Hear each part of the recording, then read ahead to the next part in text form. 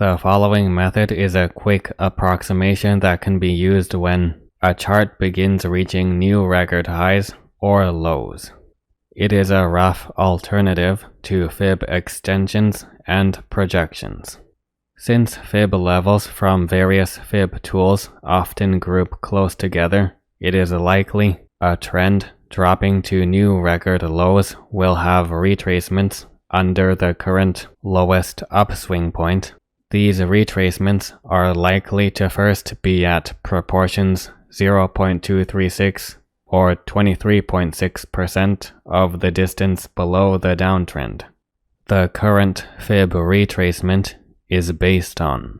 A precise way to determine this area is to input negative 0.236 as an option for a fib level.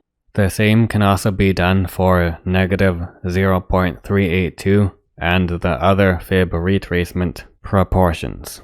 These negative retracement levels may be an option in some programs. If they are not available, they can be entered manually as options for fib levels. An alternative route that is more practical and convenient is to simply extend the zero level at the lowest point of the fib retracement down until the 0.236 level occupies the approximate area the zero level previously occupied.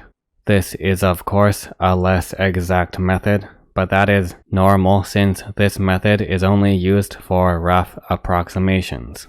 The result will be the zero level at a roughly 23.6% distance below the fib retracement that was based on a downtrend.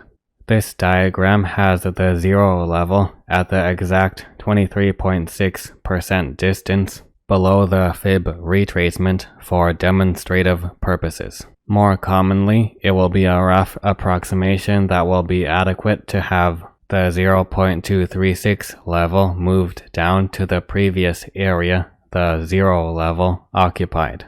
This concept also applies to a fib retracement when a chart is progressing to new record highs, except the zero level is moved up until the 0.236 level approximates the previous location of the zero level.